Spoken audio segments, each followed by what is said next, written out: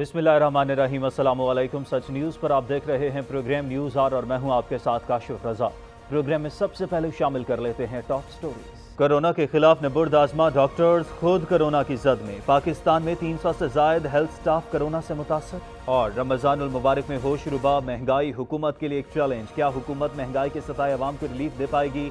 हम रखेंगे आपके सामने पूरे पाकिस्तान की सूरत हाल। ऑलरेडी जी टॉप स्टोरीज आप जान चुके हैं। डॉक्टर्स कोरोना के निशाने पर हैं। मुख्तलिफ डॉक्टर्स एसोसिएशन हर शहर हर सूबे में यही बात हो रही है कि लॉकडाउन में सख्ती कर दी जाए और डॉक्टर्स भी यही कह रहे हैं कि सख्ती अगर नहीं की जाएगी तो हालात तशवीशनाक हो सकते हैं। हम भी कल से पिछले हफ्ते से यही बात करते आ रहे हैं कि डॉक्टर्स अपील कर रहे हैं, डॉक्टर्स प्रेस कॉन्फ्रेंस कर रहे हैं। हेल्थ सिस्टम के तनाजुर में ये कहा जा रहा है कि हम तैयार नहीं है, लॉकडाउन में सख्ती की जाए, लॉकडाउन में नरमी ना की जाए। और चंद हफ्तों से नरम लॉकडाउन, स्मार्ट लॉकडाउन, लॉकडाउन में सख्ती, लॉकडाउन में तोसी, ये वो टर्म्स हैं जो नेशनल डिस्कोर्स में आ रही हैं। लेकिन मुकम्मल लॉकडाउन था तो एक क्लियर मैसेज था, तमाम लोगों को इस चीज़ का पता था कि जी घर से बाहर नहीं निकलना, पाबंदियां हैं, अगर कोई ज़रूरी काम के तहत जा भी रहा है तो कुछ शराइत हैं, उनको मद्देनजर रखते हुए आप बाहर जा सकते हैं। लेकिन जब से लॉकडाउन में नरमी की बात की है उसके बाद से क्लियर मैसेज नहीं है, कन्फ्यूजन है, एक मिक्स्ड सिग्नल जा रहे हैं, कन्फ्यूज्ड सिग्नल जा रहे हैं कि बेसिकली है क्या, और इसमें कुछ कन्वे नहीं कर पा रहे या हमारा नेशनल मिजाज ऐसा है। और इस पर सब कुछ जो है वो हुकूमत पर भी नहीं डाला जा सकता कि हुकूमत ये सब कुछ करिए। लेकिन आज कुछ एनालिटिकल डेटा है जो मैं आपके साथ शेयर करूंगा, मुख्तलिफ जराए से हमने उसको इकट्ठा किया है, हम आपके सामने उसको रखेंगे कि 14 अप्रैल तक जो है सख्त लॉकडाउन था, 14 अप्रैल 2020 तक। तब केसेस की तादाद उस तरह से ग्राफ ऊपर नहीं जा रहा था, लेकिन जैसे ही लॉकडाउन में नरमी की गई है, लॉकडाउन में पाबंदियों में कमी आई है, उसके बाद से ग्राफ ऊपर जा रहा है। क्योंकि 14 अप्रैल तक जो केसेस की तादाद डेली बेसिस पे बढ़ रही थी वो 200, 300, 250 के रेशो से जा रही थी। और उसके बाद सख्तियों में रिलैक्स शुरू कर दिया। हुकूमत की कुछ मजबूरियां थी, कुछ इस हवाले से लोग भी तंग आ गए थे कि अब घर पे बैठ बैठ के नहीं रहा जाता, कारोबार भी मुअत्तल हो गए हैं। इसमें तमाम जो मलबा है वो हुकूमत पर नहीं डाला जा सकता। कुछ हम लोगों का रवैया भी है, लोगों का रवैया भी है, और जो नुकसान हो रहा है उसमें कहीं ना कहीं लोग भी शराकतदार हैं। इसके नताइज आप लोगों को भी भुगतना पड़ेंगे क्योंकि इसको संजीदगी से लिया नहीं जा रहा। लेकिन जैसे ही लॉकडाउन में थोड़ी सी नरमी की गई, सख्तियों में कमी आई, उसके बाद से जो केसेस की तादाद है वो बढ़ना शुरू हो गया। डेली बेसिस पे 500 केसेस, 450, 600 तक भी केसेस जा रहे हैं जो कि रिपोर्ट हो रहे हैं। और ये केसेस कहा जा रहा है कि बढ़ेंगे। अभी इस वबा का पीक आना बाकी है, अभी ये वबा पीक पर जाएगी। और ये रिपोर्ट्स कह रही हैं, मुख्तलिफ जो कंपनीज हैं, जो एजेंसीज हैं, जो एनालिसिस करती हैं, वो ये प्रोजेक्शंस दे रही हैं। क्योंकि 5 अप्रैल से 14 अप्रैल के दौरान देखा जाए तो 3105 कोरोना केसेस थे, लेकिन 15 अप्रैल से 24 अप्रैल के दौरान 5995 कोरोना केसेस रिपोर्ट हुए। और ये दुगनी तादाद है, दुगनी से भी शायद ज़्यादा है। और इसके बहुत सारे इश्यूज़ हैं इसमें। अगर देखा जाए तो ये सिर्फ ये नहीं कहा जा सकता कि सख्तियाँ कम हुई हैं, लेकिन यह है कि सख्तियों के साथ साथ हमारी टेस्टिंग कैपेसिटी भी नहीं है, टेस्टिंग कैपेबिलिटी भी नहीं है। और सिंगापुर की university of technology and design ने कोरोना वायरस के खात्मे के हवाले से एक डाटा एनालिसिस दिया है, और सिर्फ पाकिस्तान नहीं पूरी दुनिया के हवाले से वो प्रोजेक्शन दे रहे हैं। उन्होंने जो प्रोजेक्शन दिया उनके मुताबिक कब ये बीमारी पीक पर जाएगी, कब इस बीमारी का जोर टूटेगा, कौन सा वक्त बहुत अहम होगा, ये तमाम तर चीज़ें उन्होंने बताई। और पाकिस्तान के केसेस की जो ट्रैजेक्टरी बनाई है उसकी प्रोजेक्शन के मुताबिक 29/5/2020 यानी कि 29 जून में तो इसका जोर टूटेगा, 29 मई के बाद जोर टूटना शुरू होगा इसका, यानी कि जून के स्टार्ट में जाकर इसका जोर टूटेगा और केसेस बढ़ेंगे। और डॉक्टर्स भी ये बात करते आ रहे हैं कि अगले 2 हफ्ते बहुत अहम हैं। तो हम इस पर बात करते हैं क्योंकि ये साइंटिफिक प्रेडिक्शंस हैं, इसके हवाले से कुछ कहा नहीं जा सकता। ये वायरस कब कौन सा रूप ले ले, कब खत्म हो, कब शुरू हो, कब ये पीक पकड़ जाए, कुछ भी नहीं कहा जा सकता। लेकिन साइंटिफिक प्रेडिक्शंस हैं, इस हवाले से हम बात कर रहे हैं। और अगर ये पाकिस्तान में ख़त्म होती है इस वबा की, अगर देखा जाए तो 3 जून तक इसके असरात कम होंगे। लेकिन अब ये वबा पीक पर आ रही है पाकिस्तान में, और 1-2 दिन में इसका पीक शुरू हो जाएगा। और पाकिस्तान का हेल्थ सिस्टम इतना सपोर्ट नहीं कर सकता कि आप ये बात करें कि पाकिस्तान में इस पर हम काबू पा सकेंगे। हुकूमती सतह पर इकदाम तो किए जा रहे हैं, लेकिन साथ ही साथ डॉक्टर जो बात करते नजर आ रहे हैं कि आप इसको फॉर ग्रांटेड ना लें। इलाज कहां तक पहुंचा, दुनिया में हम कहां तक इस पर पेशरफ्त हो सकी है, पाकिस्तान खासकर क्या प्रोस्पेक्ट है पाकिस्तान में इसका, इस पर हम बात करेंगे डॉक्टर जावेद अकरम साहब से, वीसी हैं यूएचएस के। Thank you very much doctor साहब आपके वक्त के लिए। डॉक्टर साहब, हेल्थ प्रैक्टिशनर्स की ये ड्यूटी नहीं होती, उनकी जॉब में ये नहीं आता कि वो प्रेस कॉन्फ्रेंसेस करें और इस तरह से आके लोगों को बताएं। लेकिन इस पर भी मैं आऊंगा, लेकिन इससे पहले मैं आपसे ये जानना चाहूंगा कि एक्चुअल अगर बात की जाए कंसर्न्स की, तो कंसर्न्स है क्या? क्योंकि जब डॉक्टर्स ये बात करते हैं कि जी लॉकडाउन में सख्ती कर दें, तो हुकूमत ये बात करती है कि एक तरफ हमें आवाम की भूख का भी सामना है, दूसरी तरफ कोरोना का भी सामना है, तो हम ऊपर से देख रहे हैं। डॉक्टर सिर्फ एक लाइन की बात कर रहे हैं, हमने दोनों साइडों को चलाना है। तो आप क्या कहेंगे, क्या डॉक्टर सिर्फ वायरस को देख रहे हैं इस वजह से ये बात कर रहे हैं, और हुकूमत किस तरह से इसको डील कर रही है? देखें, एज ए डॉक्टर बिल्कुल ये हमारा काम है कि हम लोगों की जानें बचाएं, और जिस चीज़ में भी हम समझते हैं कि लोगों की जान बच सकती है, हमें वो चीज़ करनी चाहिए, चाहे वो दवाई देना है, चाहे वो लॉकडाउन करना है, चाहे कुछ भी है। तो मैं ये समझता हूँ कि देखें, जो अक्लमंदी यही होती है कि अपने पास्ट एक्सपीरियंस से हम सीखा जाएं। और अगर स्पेनिश फ्लू आप देखें जो 1918 में आया था, और फिलाडेल्फिया में ये किया गया था कि क्योंकि उस वक्त वॉर सिचुएशन थी वहाँ, तो उन्होंने आर्मी की मोरल बूस्टिंग के लिए एक नेशनल परेड की थी, और उस परेड में उन्होंने लॉकडाउन ख़त्म किया था चंद दिनों के लिए। और उसमें ज़ाहिर गलियों पे, साइडों पे बहुत लोग आए अपनी आर्मी को वेलकम करने के लिए, अमेरिकन आर्मी को। तो उसके 72 घंटे में 500 लोगों की डेथ हो गई और 72,000 केसेस हो गए, और बेड कोई नहीं रहा पूरे फिलाडेल्फिया छोड़ के नेबरिंग स्टेट्स में भी। तो ये वही उसी वायरस की दूसरी फॉर्म है, वो SARS-1 थी, ये SARS-2 है, और ये भी RNA वायरस है और उसी फैमिली की वायरस है। और हम इसको बतौर एक साइंसदान बहुत अच्छी तरह समझ सकते हैं कि ये म्यूटेटेड वायरस है। 2 वायरसेस हॉर्सशू बैट में मिली और वहाँ स्पीशीज स्विच हुई वुहान में, और उसके बाद ये पैंडेमिक तक पहुँची। तो पाकिस्तान में देखें, जो आप कह रहे हैं शायद वो बिल्कुल सही हो, लेकिन मेरे आई फियर इवन वर्स। उसकी वजह यह है कि देखें, हमें पाकिस्तान में बहुत सारे टेस्ट करने चाहिए, और हमने वो टेस्ट नहीं किए, इसलिए ग्राउंड रियलिटी से हम बिल्कुल वाकिफ़ नहीं हैं कि इस वक्त केसेस हैं कितने। जो केसेस आप बता रहे हैं वो सिर्फ रिपोर्टेड केसेस हैं। तो मेरे ख्याल में जो एक रिपोर्टेड केसेस है उसके पीछे 9 कम से कम अनरिपोर्टेड केसेस हैं, क्योंकि टेस्टों की हमने प्रोपोर्शनेटली बहुत कम किए हैं। इस वक्त हमारा जो दुनिया में मेयार है वो 1% ऑफ द पॉपुलेशन का है। तो अगर वो उस मेयार पे हम पूरा उतरें तो 22 लाख टेस्ट हो चुके होने चाहिए थे। लेकिन अनफॉर्चुनेटली वो मैं समझता हूँ कि हमारे वसाइल की कमी है और मसाइल हैं, इसलिए नहीं कर सके। और मैं बिल्कुल गवर्नमेंट की इस बात से भी बहुत अंडरस्टैंड करता हूँ कि दे आर कंसर्न्ड, और प्राइम मिनिस्टर साहब बहुत ज़्यादा कंसर्न्ड हैं, और होना भी चाहिए हमारे लीडर्स को। And we are very happy he is concerned about के लोगों की मुआशी पोजीशन, ख़ास कर दिहाड़ीदारों की ख़ास। और उन्होंने इसको टॉपअप भी किया एहसास प्रोग्राम से, बहुत अच्छा किया।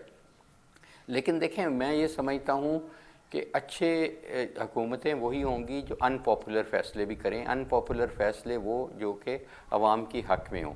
देखिए, किसी हमारे यहाँ पे ये सिलसिला है, क्योंकि हम लोगों के बहुत करीब रहते हैं बतौर डॉक्टर, और हमें पता है कि एक कमाने वाला है तो 4 से 5 उस पर डिपेंडेंट है। तो खुदा न खास्ता अगर वही चला जाएगा तो फिर उनकी लेटर ऑन लाइवलीहुड का क्या बनेगा। तो हमें डिसीजन करना है लाइफ एंड लाइवलीहुड में, और इसको बहुत सीरियसली लेना है। I don't support the idea कि ये partial lockdown, modified lockdown, smart lockdown, unsmart lockdown, there is nothing like it. Either there is lockdown और नो लॉकडाउन।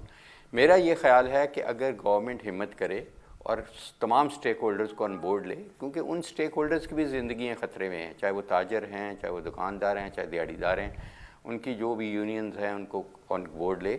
और ये यूनिफाइड होना चाहिए, फेडरल गवर्नमेंट के लेवल पे लीडरशिप होनी चाहिए, और प्रोविंसेस को नहीं उन पे छोड़ना चाहिए कि अपने फैसले करें। क्योंकि जब तक हम वीएन अलाइनमेंट नहीं करेंगे, उस वीएन में हम ज़रा सी तड़ेड़ देखते हैं तो अवाम इसको सीरियसली नहीं लेंगे। लेकिन जब हम बिल्कुल वीएन को अलाइन कर लें पहले, उसके बाद देखें वैसे ही रमज़ान में इकनॉमिक मेल्टडाउन हुआ होता है पहले 15 दिन, एंड पे आके इकनॉमिक एक्टिविटी रिवाइव होती है ईद के करीब। तो इस वक्त एक गोल्डन अपॉर्चुनिटी है कि हम बहुत ही स्ट्रिक्ट लॉकडाउन करें ऑल ओवर पाकिस्तान, ताकि वंस फॉर ऑल, देखें अभी ऊपर जा रही है पीक, इसको हमने फ्लैट करना है। जब फ्लैट होगी तो तब हम सोचेंगे, फ्लैट करके जब ये नीचे आएगी तब डेफिनेटली हमें दुबई की एग्जांपल देख लें। लेकिन डॉक्टर साहब, मैं अपने देखने वालों के लिए एक और चीज़ आपसे पूछना चाह रहा हूँ, ज़रा थोड़ा समझा दीजिएगा, क्योंकि जिस तरह से आप भी ये बात कर रहे हैं कि सिचुएशन ज़्यादा वर्स्ट है, जितनी बताई जा रही है फिगर्स में उससे ज़्यादा वर्स्ट हो सकती है, लेकिन जिस तरह से डॉक्टर्स भी ये बात कह रहे हैं कि 2 हफ्ते बहुत अहम है, DGISPR ने भी कहा, हुकूमत भी ये बात कर रही है कि 2 हफ्ते बहुत अहम है। 2 हफ्ते किस तरह, ये 2 हफ्ते वाली थीरी क्या है? इवन वुहान में भी 2-3 महीने के लिए लॉकडाउन रहा, मुख्तलिफ ममालिक मुख्तलिफ स्ट्रैटेजीज अपना रहे हैं। 2 हफ्ते लॉकडाउन करने से क्या हो जाएगा? ये 2 हफ्ते की थीरी क्या है? क्योंकि वसाइल तो हमारे पास कम है फिर भी।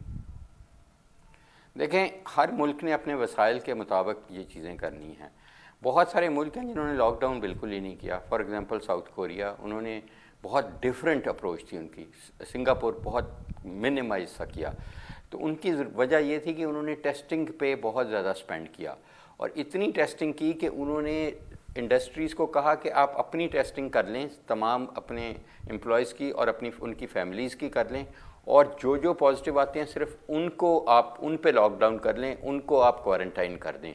आपकी इंडस्ट्री भी चलती रही, आपका मुल्क भी चलता रहा। तो हमारी ये सूरत हाल नहीं है, क्योंकि हमने टेस्ट अभी बहुत कम किए हैं, अभी 1 लाख पे भी नहीं पहुँचे पूरे हम।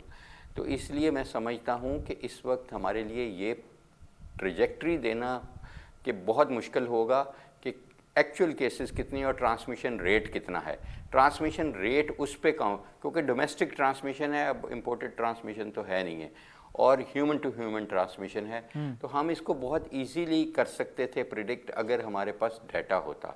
सिंस हमारे पास डाटा नहीं है, हम जितना डाटा है उस पर अज्यूम कर रहे हैं कि अगर हमने इतनी थोड़ी पॉपुलेशन को टेस्ट किया, और वो भी टारगेटेड रैंडमाइज टेस्टिंग हुई नहीं अभी तक, तो उस पे हम बेस कर रहे हैं कि आइंदा ट्रांसमिशन वर्टिकली अप जाएगी अनफॉर्चुनेटली।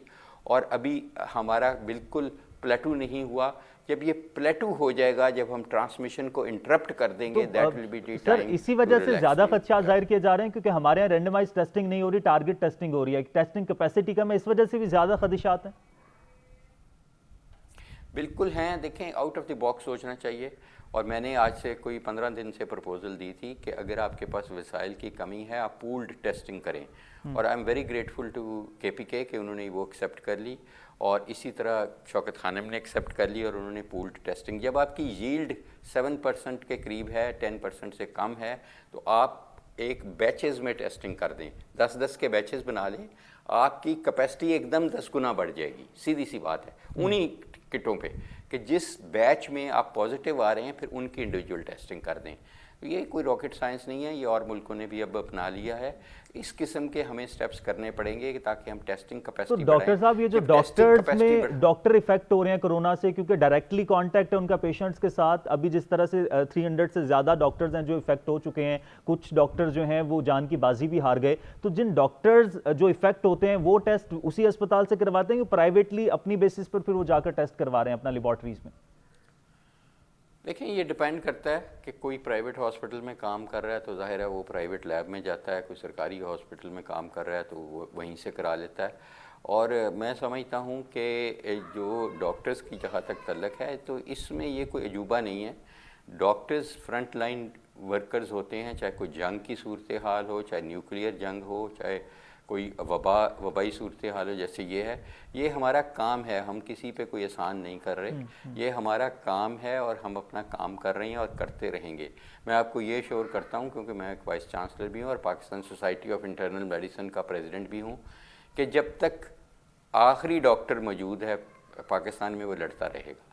ये हमारे काम का हिस्सा है, और और हम जब डॉक्टर बनते हैं तो यही ओथ हमारा कहता है। बिल्कुल sir, and we salute all the doctors in this situation because they are working on the front line. But एक और चीज़ भी मैं आपसे जानना चाहूँगा कि स्ट्रैटेजी क्या है, क्योंकि मेरी कुछ इंग्लैंड और जो अमेरिका के पेशेंट्स उनसे बात हुई तो उन्होंने कहा कि वहाँ पर सिचुएशन डिफरेंट है, कि जब किसी में सिम्टम्स होते हैं तो उनको फ़ौरन तौर पर अस्पताल में नहीं लाया जाता जब तक उनकी सीवियर कंडीशन ना हो। लेकिन हमारे यहाँ जो यहाँ पर पेशेंट्स हैं उनके अंदर अगर सिम्टम्स होते हैं तो उन्हें फ़ौरन अस्पताल मुंतकिल किया जाता है, क्वारंटीन कर दिया जाता है, करंटीना में 14 दिन के बाद वो इलाज जब मुमकिन होता है उसके बाद वो घर भेजा जाता है उन्हें। तो वहां पर और यहाँ पर स्ट्रैटेजी मुख्तलिफ है, तो उसमें और इसमें फर्क है, और कौन सी स्ट्रैटेजी बेहतर है, या हमारे जो यहाँ पर सोशल रिस्पॉन्सिबिलिटीज हैं, बिहेवियर्स हैं, उनकी बिना पर हमने खुद डेवलप किया ये? देखें, वहाँ पे अब उन्होंने टेस्टिंग भी छोड़ दी है, अब वो टेस्टिंग नहीं करते, वो अलामात पे तशखीस कर लेते हैं। और वो ज़ाहिर है वहाँ पे एक बहुत अनफॉर्चुनेटली वो हमारी अल्लाह ना करे कि वो कंडीशन हो, क्योंकि वो तो एक बड़ा स्ट्रॉन्ग नेशनल हेल्थ सिस्टम है, वहाँ कई सालों साल काम कर बैठा हूँ, तो वो अब्जॉर्ब कर सकता है झटका। हम नहीं कर पाएंगे, हम तो बिल्कुल क्रिपल हो जाएंगे। और जो जहाँ तक आपका ये है कि होम क्वारंटाइन, तो देखें वहाँ पे लोग पढ़े लिखे हैं, वो समझते हैं चीज़ों को, और उनके घर भी इस किस्म के हैं कि वो 4-5 कमरे हैं, 2-3 रहायशी हैं, तो एक कमरा वो स्पेयर कर सकते हैं। जहाँ पे जिस मुल्क में एक कमरे का घर हो और 6 रहने वाले हों, तो उनको प्रैक्टिकली पॉसिबल नहीं है कि आप क्वारंटाइन करें। तो इसलिए वो है। लेकिन आई एग्री कि जो लोग मतलब ट्राई एज होनी चाहिए, और गवर्नमेंट कंसिडर भी कर रही है, और यहाँ होटल्स में भी क्वारंटाइन हो रहा है, 5 स्टार होटल्स में, वो जो अफोर्ड करते हैं। बाकी जो ऐसे लोग हैं जो पढ़े लिखे हैं, जो खुद डॉक्टर हैं, खुद हेल्थ केयर प्रोवाइडर्स हैं, उनके घर इस किस्म के हैं, उनको एक आप रिस्ट बैंड बना सकते हैं, GSM उसमें चिप होगी, और वो ट्रेस कर सकती है 4 फुट तक कि वो उनकी मोबिलिटी को। तो ये टेक्नोलॉजी यूज़ होनी चाहिए, और यही बैरूनी ममालिक में यूज़ हो रही है। और मैं दुबई की भी आपको एग्जांपल देना चाहूँगा, क्योंकि वो बहुत सक्सेसफुल, उन्होंने बहुत स्ट्रिक्ट लॉकडाउन किया, कोई 3 to 4 वीक्स, और अब उन्होंने कल से बिल्कुल रिलैक्स ख़त्म कर दिया, इसलिए कि उन्होंने प्लेटो ही नहीं किया, उनके केसेस बिल्कुल एकदम नोज डाउन हो गए। तो ये हैं।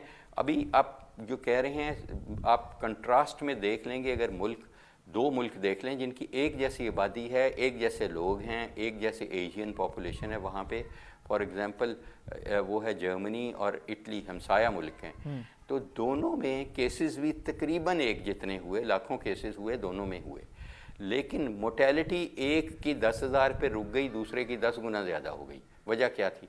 वजह ये थी कि इटली के पास हेल्थ अपना वेंटिलेटर्स तकरीबन 9 वेंटिलेटर्स हैं 1 लाख पॉपुलेशन पे, 100,000 पॉपुलेशन पे। उसकी बरक्स जर्मनी के पास 45 वेंटिलेटर हैं 100,000 पॉपुलेशन पे।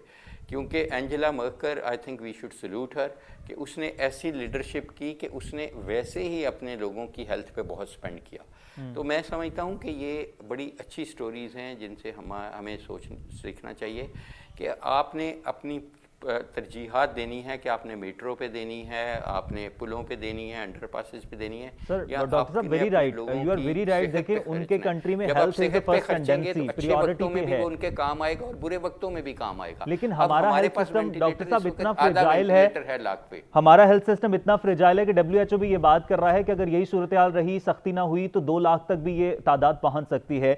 डॉक्टर्स भी कह रहे हैं कि अस्पतालों में जगह कम पड़ जाएगी। हमारा जो हेल्थ सिस्टम है हमें कितना सपोर्ट कर सकता है कि अगर ये सिचुएशन इस तरह से आगे लिंगर ऑन कर जाती है तो हमारा हेल्थ सिस्टम हमें सपोर्ट करेगा? देखिए, हमारा हेल्थ सिस्टम तो अच्छे वक्तों में ओवर स्ट्रेस्ड है।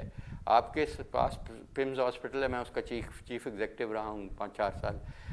वहाँ आम तौर पे एक बेड पे 2-2 मरीज़ होते हैं, और आपको ये पता है कि वहाँ OPD में 9,000 से ज़्यादा मरीज़ डेली आता है। तो देखें, जो चीज़ बनी 500 मरीज़ों के लिए, उसको 900 के लिए इस्तेमाल करेंगे, तो इसकी वजह यह है कि मैं इस गवर्नमेंट का बिल्कुल नहीं कहता, मैं तमाम गवर्नमेंट्स जितनी जब से पाकिस्तान बना है, कि उन्होंने हेल्थ सिस्टम पे स्पेंड करना समझा ही नहीं, और अगर स्पेंड किया भी है तो वो भी अग्रेसिव नेचर में, कि डेंगू आ गई उस पर कर दिया। तो अग्रेसिव नेचर में आपका हेल्थ सिस्टम की स्ट्रेंथ कभी भी नहीं होती। आपको एक प्लान्ड तरीके से उस पर स्पेंड करना पड़ता है, अग्रेसिव नहीं, आपको प्रोग्रेसिव तरीके से स्पेंड करना पड़ता है। और एक अच्छी खासी आपको GDP का देना चाहिए, नॉट 0.7% और सो। इवन बांग्लादेश जैसे मुल्क और श्रीलंका जैसे मुल्क हमारे से 4 गुना ज़्यादा स्पेंड कर रहे हैं। और फिर हमारा जबकि हेल्थ, मैंने आपको अभी बताया, इटली की एग्जांपल दी कि उसकी मोर्टेलिटी कितनी बढ़ गई, हालांकि उनकी हमसे हेल्थ सिस्टम बहुत, हमारा हेल्थ सिस्टम में तो हमारे पास 1 से कम वेंटिलेटर है लाख लोगों के लिए। तो फिर आप देखें कि उनके पास इस वक्त 45 वेंटिलेटर हैं लाख पॉपुलेशन के लिए जर्मनी, और इसीलिए Germany is the only country जिसने अपने बॉर्डर्स खोल दिए फॉर इटालियंस, फॉर फ्रेंच, कि हमारे हॉस्पिटल्स में आ जाओ, हमारे पास वेंटिलेटर्स हैं। ऑलराइट, और डॉक्टर साहब वेरी क्विकली फाइनल क्वेश्चन मैं आपसे लेना चाहूंगा, लोग इतना रिलैक्स क्यों है, इसको इतना गैर संजीदा क्यों ले रहे हैं? सोशल डिस्टेंसिंग का ख्याल नहीं रख ले, जो प्रिकॉशनरी मेजर्स कहा जा रहे हैं उन पर अमल दरामद नहीं करे, लोग इसको इतना गैर संजीदा क्यों ले रहे हैं? देखें, लोग गैर संजीदा ले रहे हैं नहीं ले रहे, गवर्नेंस इसी का नाम है कि तमाम लोगों को पाबंद किया जाए उस पॉलिसी पे जो गवर्नमेंट दे। तो इसकी गैर संजीदगी की वजह यह है कि हर प्रोविंस अपने तरीके से इसको डील कर रही है। फेडरल गवर्नमेंट अपने तरीके से डील कर रही है। फेडरल गवर्नमेंट ने प्रोविंसेस पे छोड़ दिया, जी आप फैसला करें। तो एक देखें, जब मीडिया इसको प्रोजेक्ट करता है, और मीडिया बहुत मुअस्सर टूल है हमारे पास, उसको आप पॉजिटिवली भी यूज़ कर लें, नेगेटिवली। अब मीडिया ने तो वही दिखाना है जो कर रहे हैं। अगर मीडिया कहेगा नहीं जी सिंध गवर्नमेंट ये कर रही है, पंजाब गवर्नमेंट ये कर रही है, फेडरल गवर्नमेंट, तो लोग समझेंगे कि ये कोई इतना सीरियस मामला नहीं है, अनलेस के एक ही यूनिफाइड रिस्पांस उनको मीडिया के ज़रिए जाए, उनको बताया जाए कि ये क्यों कर रहे हैं, अगर ये नहीं करेंगे तो क्या होगा, आपकी, मेरी, आपके कैमरामैन की, तमाम की ज़िंदगी जा सकती है।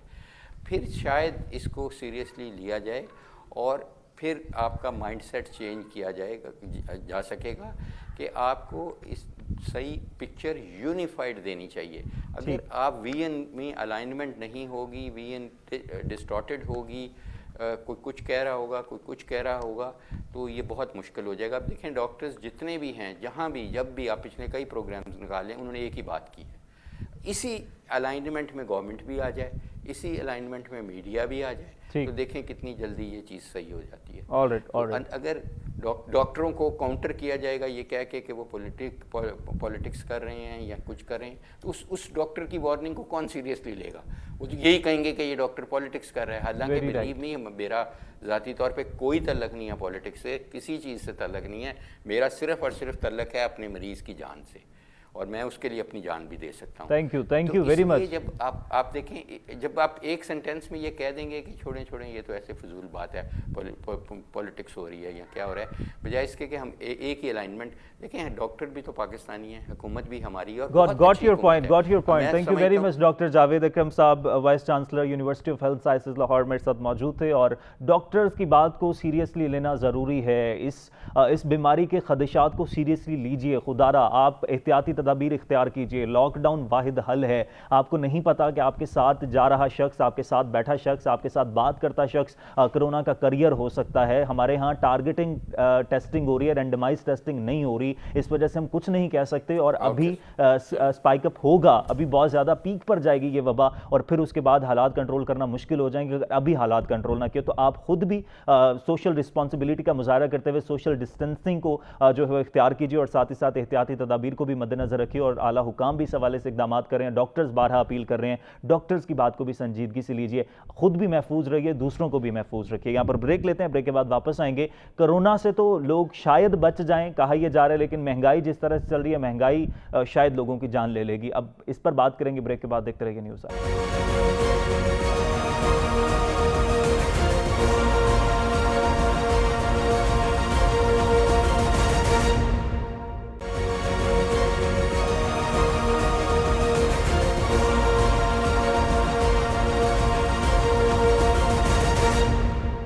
ऑलराइट जी, वेलकम बैक। ब्रेक के बाद वापस आने का शुक्रिया। और रमज़ानुल मुबारक का आगाज़ हो चुका है, आज दूसरा रोज़ा था, और इसके बावजूद आम आदमी की मुश्किलात कम नहीं हो सकी हैं। हमेशा से रिवायत रही है कि जैसे रमज़ानुल मुबारक का आगाज़ होता है तो हुकूमत की तरफ से रिलीफ पैकेज के साथ साथ आम आदमी को रिलीफ देने के लिए अशिया खुरनोश की कीमतें भी उनमें भी कमी कर दी जाती है। लेकिन हम देख रहे हैं कि एक तरफ तो कोरोना से आम आदमी लड़ रहा है, उसकी वजह से मुश्किलात का शिकार है, तो दूसरी तरफ महंगाई का जिन भी बोतल से बाहर आ गया, और ख़ासतौर पर मुनाफाखोरों की चांदी हो गई है। एक तरफ हुकूमत रिलीफ पैकेज दे रही है, एहसास प्रोग्राम के तहत जो हकदार हैं, जो मुस्तहकीन हैं, उन तक इमदाद फराहम की जा रही है, तो दूसरी तरफ महंगाई ही महंगाई है। महंगाई को किस तरह से काबू किया जाएगा? हुकूमती सतह पर बहुत बड़े बड़े दावे तो किए जाते हैं। इससे पहले सूरत हाल ये होती थी कि इतवार बाजार लगते थे, और जब रमज़ानुल मुबारक का आगाज होता था तो रमज़ान सस्ते बाजार लग जाते थे, और वहां पर लोगों को रिलीफ फराहम किया जाता था। लेकिन अब कोरोना की वजह से सोशल डिस्टेंसिंग है, उसको मद्देनजर रखते हुए रमज़ान बाजारों का तो इनेकाद नहीं किया गया, लेकिन जो आम दुकानें वहां पर जो कीमतें हैं वो बहुत ज्यादा हो गई हैं। एक तरफ रमज़ान रमजान का चांद नजर आया तो दूसरी तरफ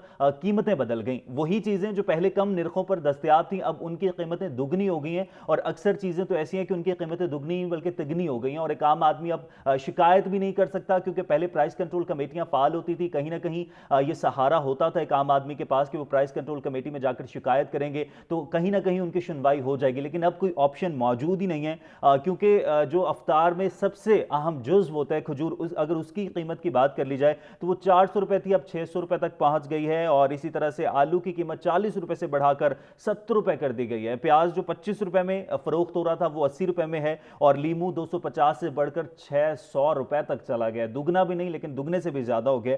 और इसी तरह से फ्रूट्स की कीमतें भी डबल हो गई हैं। तो हमने आज ये कोशिश की कि हम सिर्फ शहर इक़्तिदार में नहीं बल्कि पूरे पाकिस्तान में क्या सूरत हाल है, क्योंकि ये मसनूई महंगाई है, हुकूमत की तरफ से कोई नर्ख मुकर्रर नहीं किए गए हैं कि आप चीजें महंगी कर दें। हुकूमत की तरफ से सस्ती अशिया फराहम करने का कहा गया है, जिन रेट्स पर आप पीछे से मार्केट से लेकर आते हैं अशिया उन्हीं कीमत पर थोड़ा मुनाफा रख के आप उसको फरोख्त करें। लेकिन मसनूई महंगाई है तो हर शहर में मुख्तलिफ सूरत हाल है। ये जो मेरे पास फिगर्स हैं, जो मेरे पास नंबर्स हैं, ये शायद इस्लामाबाद के हो सकता है, लाहौर में सिचुएशन डिफरेंट हो, कराची में सिचुएशन मुख्तलिफ हो, बलोचिस्तान में कोयटा में सिचुएशन डिफरेंट हो। तो हमने हमारे तमाम तर नुमाइंदगान को, हमारे ब्यूरो चीफ्स को आज मुतहर्रिक किया कि आप जरा निकलें बाहर और वहां से जाकर तमाम तर डिटेल्स लेके आएं, ताकि हम अपने नाजरीन के सामने रख सकें कि सिचुएशन चल क्या रही है। और खास तौर पर कीमतें तो ज्यादा हैं ही हैं, एक आम आदमी इस वजह से भी बेबस है कि वो कहां पर जाकर रिक्वेस्ट करे, अपील करे कि ये कीमतें कम की जाएं, हमारे से कीमतें ज्यादा वसूल की जा रही हैं। तो लाहौर की भी हम बात करेंगे, इस्लामाबाद की भी बात करेंगे, कोयटा की भी बात करेंगे, कराची की भी,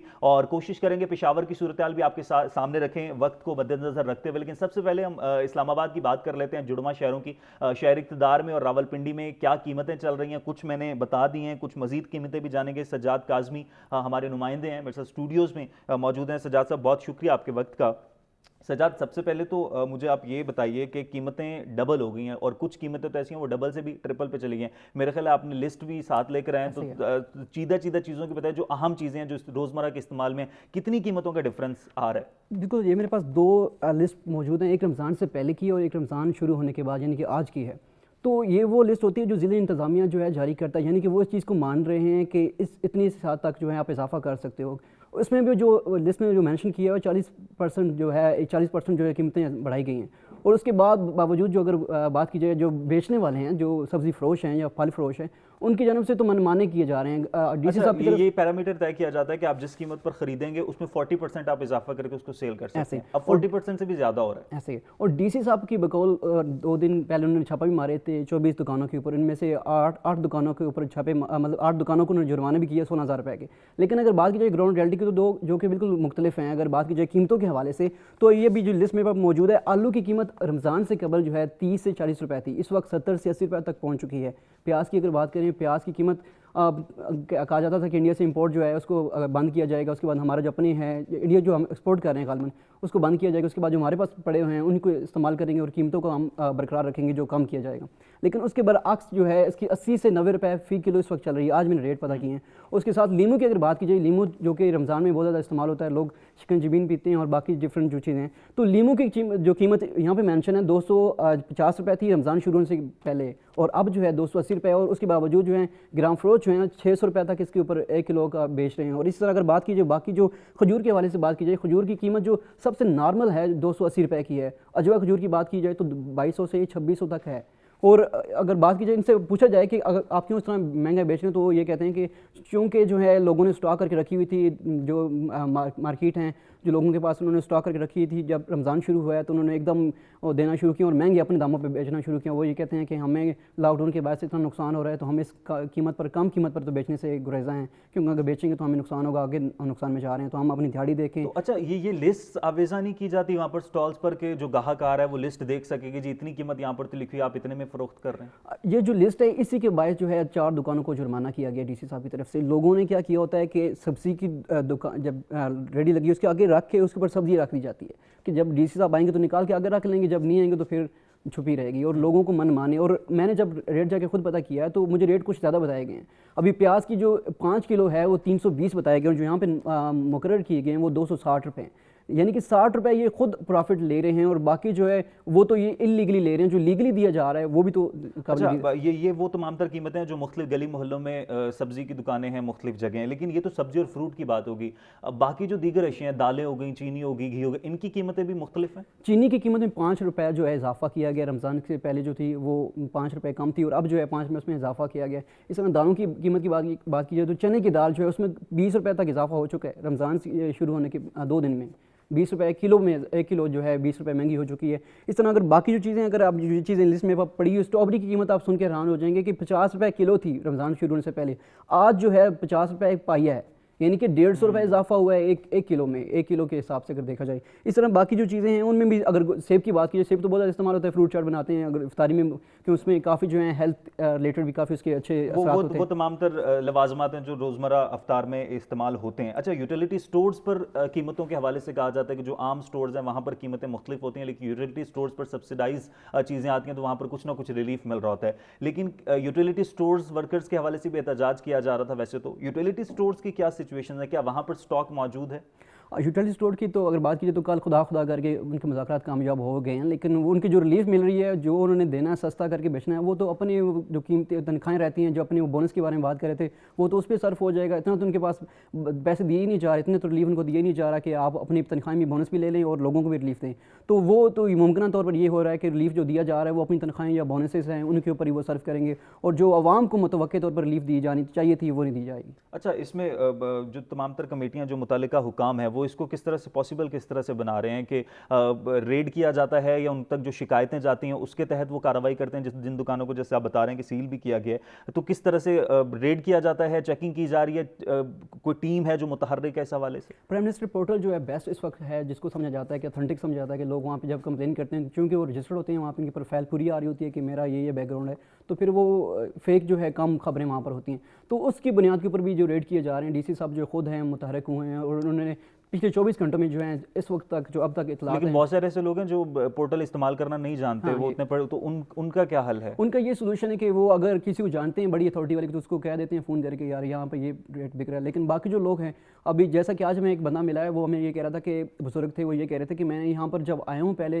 रेट लिस्ट मेरे पास अवेज़ा नहीं थी, तो मैंने को कहा कि रेट लिस्ट आप अवेज़ा करें, तो उन्होंने मेरे साथ बदतमीज़ी भी की है और ये भी कहा कि आप नहीं लेना तो आप चले जाओ, जब लेनी है तो फिर आपको ऐसी कीमत पर लेनी पड़ेगी। ठीक है सज्जाद, बहुत शुक्रिया आपका, इस हवाले से आप अपडेट कर रहे थे। दीगर शहरों की सूरत हाल भी जानते हैं। और जी, इस्लामाबाद की सूरत हाल तो सामने आ गई, लेकिन बाकी शहरों में क्या सूरत हाल है? क्योंकि जिस तरह से मैंने अपने इब्तिदाइये में भी बोला कि महंगाई मसनूई है, अपने तौर पर कीमतें बढ़ाई जा रही हैं, तो लाहौर में सिचुएशन क्या है? जैन नकवी मुझे ज्वाइन कर रहे हैं प्रोग्राम में। जैन, बहुत शुक्रिया आपका। जैन, आप बाहर जाते हैं, रिपोर्टिंग भी करते हैं, इन्फ्लेशन को भी कवर करते हैं, बाकी इशूज़ पर भी बात करते हैं। इस्लामाबाद में तो जो कीमतें हैं वो दुगनी और अक्सर चीज़ों की तो तिगनी है, ट्रिपल जो ले रही है, जो दुकानदार हैं वो बहुत ज़्यादा चार्ज कर रहे हैं। लाहौर में क्या सिचुएशन है? बिल्कुल काशिफ, अगर लाहौर शहर की बात करें तो लाहौर शहर में भी ये सूरत हाल है।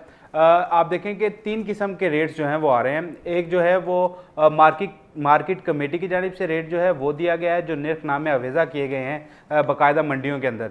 उसके बाद जो दूसरा रेट है वो है कि जो मंडियों में जिन लोगों ने अपनी दुकानें बनाई हुई हैं, जो आगे सामान फरोख्त करते हैं, उन्होंने वो रेट लिस्ट तो अवेज़ा की हुई है, लेकिन उनका जो रेट है वो मनमाना है। तीसरा रेट वो है जो कि एक रेडीबान या एक मजदूर जो है वो सब्ज़ी या फल ख़रीदता है और उसको ख़रीद के जो है वो आगे बेचता है, तीसरा रेट उसका है। 3 रेट हैं। अगर बात की जाए इस वक्त अदारा शुमारियात के मुताबिक भी तकरीबन गुज़श्ता 2 हफ्ते में जो है वो महंगाई में जो है वो इजाफा होता जा रहा है। और अगर बात की जाए इस वक्त तो सब्जियों की, तो आलू की कीमत जो है वो इस वक्त उसमें गुज़श्ता 2 हफ्ते में 24% इजाफा हो चुका है। इसी तरह अगर बात करें हम प्याज की, तो प्याज की कीमत में भी 10%। इस वक्त जो रमज़ानुल मुबारक में सबसे महंगी चीज़ है अगर बात करें तो वो लीमू है। इस वक्त अगर उसकी बात करें 360 रुपये किलो रेट जो है वो मार्केट कमेटी की जानिब से अवेज़ा कर दिया गया है जो है लीमू का। लेकिन जब हम मंडी में जाते हैं और मंडी में जिस बंदे ने रेट लिस्ट लगाई है उसी से अगर रेट पूछते हैं तो वो 360 की बजाय 400 साढ़े 400 रेट देता है। और अगर मंडी से बाहर आके आप लीमू की कीमत पूछेंगे तो लीमू इस वक्त जो है वो 500 रुपये 550 रुपये फ़ी किलो में फ़रोख्त हो रहा है, ये सूरत हाल है। दूसरी जानिब फलों की अगर बात करें, फलों की भी यही सूरत हाल है। हमने देखा कि केला जो तकरीबन 40-45 रुपये फ़ी दर्जन मिला करता था, अब जैसे ही रमज़ान आया तो उसकी कीमत जो है वो 150 तक पहुँच गई है। उसके अलावा अगर बात करें इस वक्त अनार की, अनार जो है वो 300 के करीब पहुँच चुका है। खरबूजा जो 40-50 रुपए में मिलता था वो भी इस वक्त 120-130 पे पहुंच चुका है। दुगने चुगने रेट जो है, ज़ैन कहने का मतलब है कि मुख्तलिफ गेट से होते होते चीज़ों की कीमतें बढ़ जाती हैं, कि पहले जब मंडियों में जो चीज़ आती है उसकी अलग निर्ख है, उसके बाद जब दुकानदार लेने जाता है तो उसके अलग निर्ख है, और उसके बाद जब ग्राहक खरीदने जाते हैं तो उसकी अलग कीमत है। इस वजह से कीमत इतनी ज़्यादा बढ़ जाती है। तो इनको रोकने के लिए कोई इकदाम नहीं किए जा रहे? क्या मंडियों में तो प्राइस कंट्रोल कमेटियां होती हैं, वो नहीं क्या चेक एंड बैलेंस रखती? हम मंडियों में गए, हमने मंडियों में लोगों से पूछा, उनका कहना था कि हमने ये रेट लिस्ट देखी है, रेट लिस्ट देख के हम जब इस दुकानदार से माल खरीदना चाहते हैं, हम इससे कहते हैं कि फ़ी किलो के पैसे ये लगे हुए हैं, इतनी कीमत है, इस हिसाब से दे दो हमें, तो वो कहता है कि वो जो अपना रेट है वो बताता है, और अगर उसकी कोई शिकायत करने जाते हैं तो पूरी मंडी जो है वो छान मारते हैं। कहीं पे उन्हें किसी किस्म का कोई नुमाइंदा, ना प्राइस कंट्रोल कमेटी का नुमाइंदा, ना किसी और कोई नुमाइंदा जो कमेटी मार्केट के अपने नुमाइंदे हैं, वो वहां पे मिलते ही नहीं है। शहरियों को ये कहना तो था क्या क्या क्या फिर ये मिली भगत चल रही है? एक तो तमाम मंडी में जो लोग बैठे हैं उनका एका है कि अगर आप किसी एक से लेने से इनकार करेंगे तो दूसरा शख्स भी उसी दाम पर आपको देगा, तो आप नहीं खरीद सकेंगे। प्राइस कंट्रोल कमेटियों के नुमाइंदे वहां पर मौजूद नहीं है, तो क्या ये समझा जाए कि मिली भगत में तमाम लोग मुलव्विस हैं फिर इसमें? ये देखिए, मिली भगत है, ये मुनाफाखोरी है। मुनाफाखोरी इस वक्त अरूज पे पहुंच चुकी है। रमज़ानुल मुबारक का महीना है और लोग मंडियों का रुख इसलिए कर रहे हैं कि बाहर जो है मंडियों की निस्बत ओपन मार्केट, जो लोकल मार्केट है, वहाँ पे रेट ज़्यादा हैं। लेकिन अब मंडी में जाते हैं तो सिर्फ 5 से 6 रुपये का फ़र्क मिलता है, और 5 से 6 रुपये से ज़्यादा जो है वो उनकी घर से मंडी में आने में लागत लग जाती है, और वहाँ पर आके भी प्राइस कंट्रोल कमेटी के नुमाइंदों को ढूंढना पड़ता है। कहीं इक्का दुक्का अगर कोई मिल गया तो आप समझे कि ये गनीमत है, अगर वगरना प्राइस कंट्रोल कमेटी का कोई नुमाइंदा आपको नजर ही नहीं आता। और दुकानदार जो हैं वो इस वक्त बदमाश बने हुए हैं मंडी के अंदर, उनसे अगर आप रेट कम करने का कहते हैं तो वो कहते हैं जाओ, हमने नहीं देनी, किसी और से ले लो, अगर कोई आपको सस्ता देता है तो वहां से ले लो। शिकायत के लिए, क्योंकि मंडी में जो लोग चीजें बेच रहे हैं उनको भी ये पता है कि यहाँ पे शिकायत के लिए कोई नुमाइंदा मौजूद ही नहीं है। जब कोई पूछगछ ही नहीं होगी किसी किस्म की तो किस किस्म का खौफ रहेगा?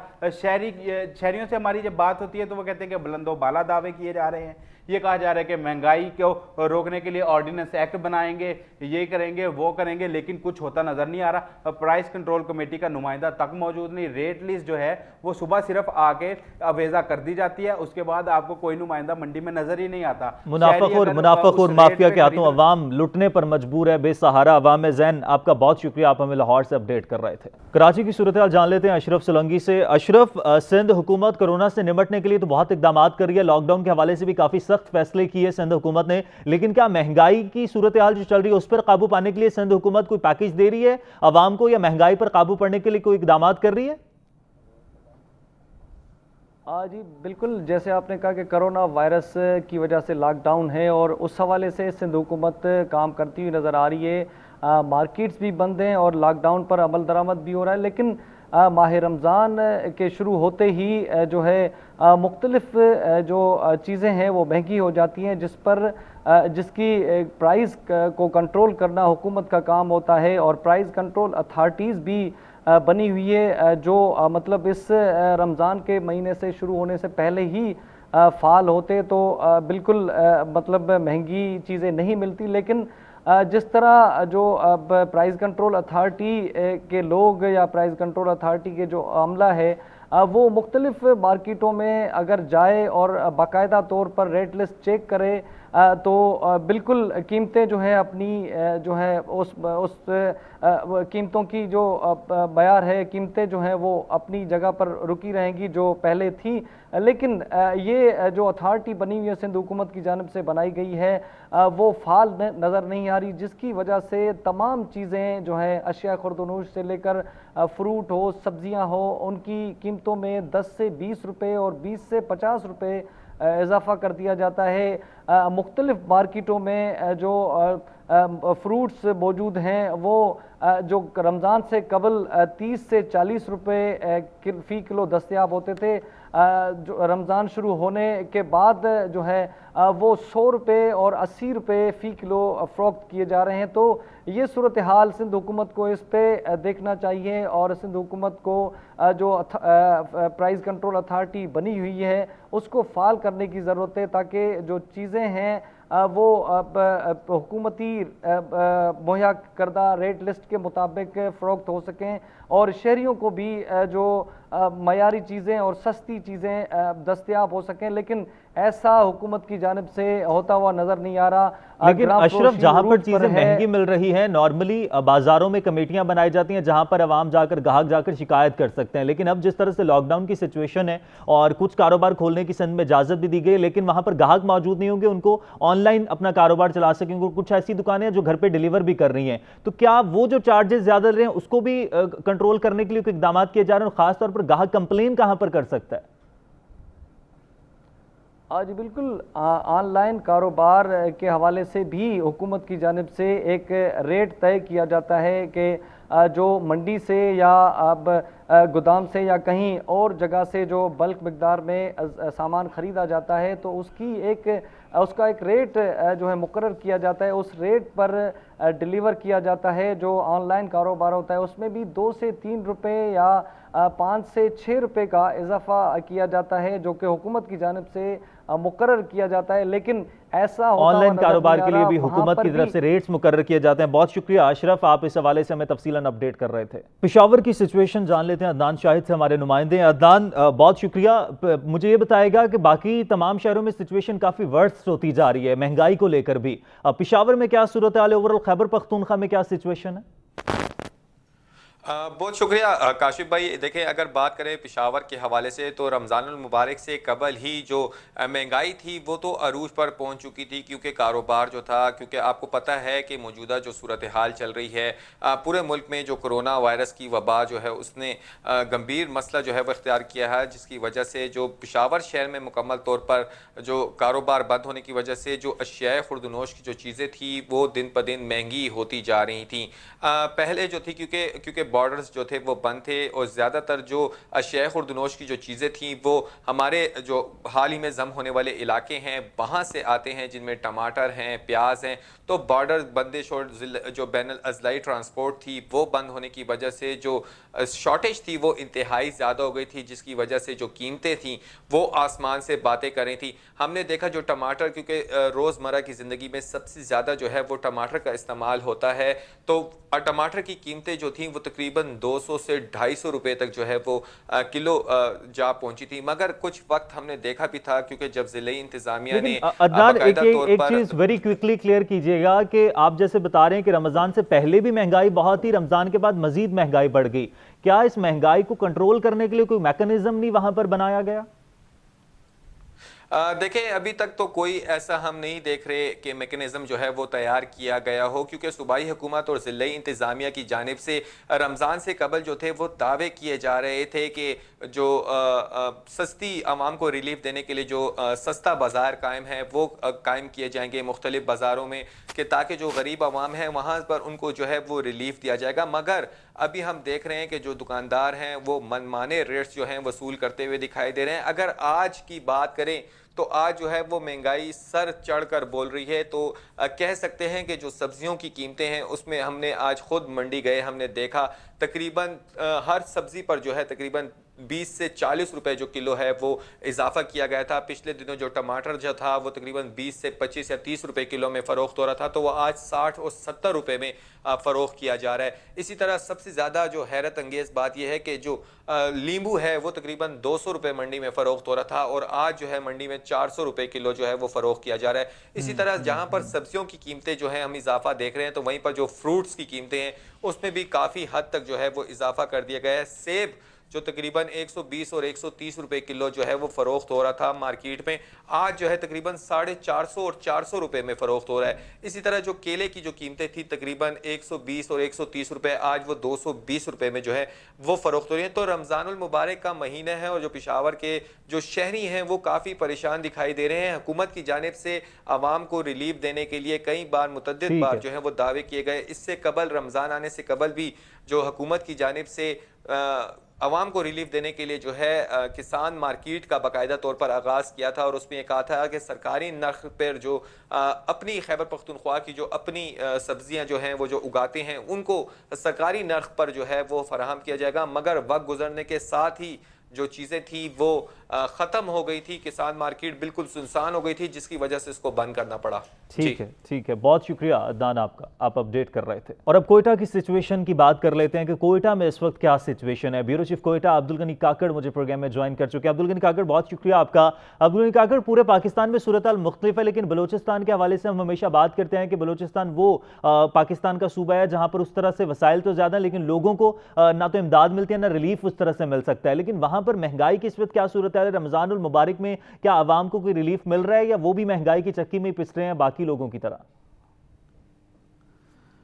देखें, बलूचिस्तान में यूँ तो सूरत हाल जिस तरह महंगाई की मुल्क के दिगर हिस्सों में है वही सूरत हाल यहाँ पे भी बरकरार है। और इस लॉकडाउन के दौरान माह सियाम से पहले भी महंगाई इतनी ज़्यादा थी कि लोगों की जो क़ुव्वत ख़रीद थी वो इस हवाले से जवाब दे रही थी। लेकिन अब जब से ये आगाज़ हुआ है माह सियाम का, यहाँ पे जो बुनियादी ज़रूरत की अशिया की कीमतें हैं वो इस हद तक बढ़ गई हैं कि लोगों को इस पे न सिर्फ शदीद तशवीश लाहक हो गई है बल्कि हुकूमत की कारकर्दगी पर शदीद सवालात उठाए जाने लगे हैं। यहाँ पे बलूचिस्तान के मुख्तलिफ हिस्सों में हमें जो लोगों की जानिब से हमें शिकायत मिली हैं, हमारे नुमाइंदों ने वहाँ पे हमें कुछ बताया है। मुख्तलिफ जो हमारे नुमाइंदे हैं मुख्तलिफ इलाकों में, उन्होंने ये बताया कि वहाँ पे जो प्राइस लिस्टें हैं किसी भी दुकान पे, किसी भी कारोबारी जो मरकज़ है वहाँ पे वो अवेज़ा नहीं किए गए हैं। ज़िली इंतज़ामिया न सिर्फ दारुल हुकूमत कोयटा के अंदर बल्कि दीगर जो डिस्ट्रिक्ट हेडकोार्टर्स हैं वहाँ पर भी जो प्राइस कंट्रोल है उस हवाले से कोई किरदार अदा नहीं कर रही है।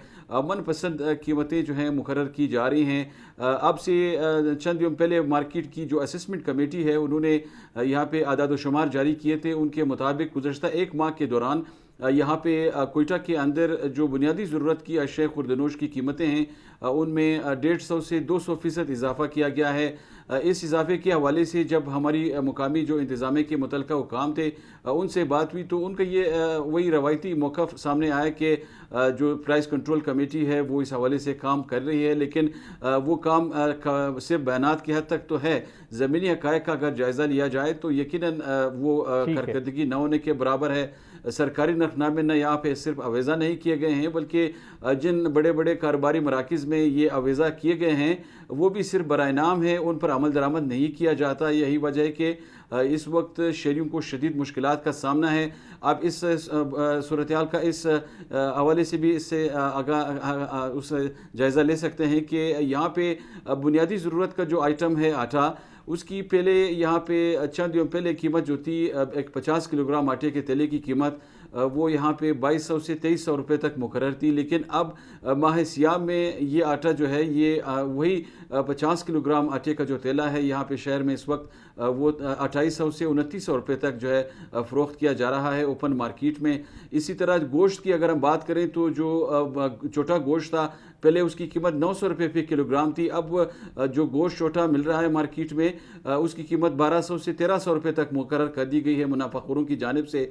इसी तरह जो बड़ा गोश्त है पहले 500 रुपये तक फी किलोग्राम फ़रोख्त किया जा रहा था, अब वही गोश्त जो है वो 650 रुपये तक फ़रोख्त किया जा रहा है। चीनी की अगर हम बात करें तो चीनी भी इसी तरह इसकी कीमत में इजाफा किया गया है। 85 रुपये 1 किलोग्राम यहाँ पे पहले चीनी फ़रोख्त की जा रही थी। सूरत हाल बिल्कुल भी मुख्तलिफ नहीं है, सेम सूरत हाल वहाँ के लोग भी उसी तरह से सामना करें महंगाई का। बहुत शुक्रिया अब्दुल गनी काकड़ आपका। और पूरे पाकिस्तान में सूरत हाल एक जैसी है, तमाम लोग महंगाई का सामना करें। और यहाँ पर आज इस सेगमेंट को खास तौर पर करने का मकसद ये नहीं था कि हम महंगाई पर तबसरा कर सकें, बल्कि आपकी आवाज़ कंसर्न अथॉरिटी तक पहुँचाना था कि किस तरह से लोग महंगाई की चक्की में फिस रहे और मुनाफिक और माफिया सरगर्म है और अवाम उनके हाथों लुट रहे हैं। तो खुदारा इकदाम किए जाएं। हुकूमत की जिम्मेदारी बनती है, मुतल्लिका हुकाम की जिम्मेदारी बनती है कि मुनाफिक और माफिया के खिलाफ कार्रवाई की जाए, ज़ख़ीरा अंदोज़ों के खिलाफ कार्रवाई की जाए, ताकि आम आदमी जो पहले ही कोरोना की वजह से डरा हुआ है महंगाई की वजह से तो मजीद परेशान ना हो। इजाज़त दीजिए, अल्लाह ने के पास।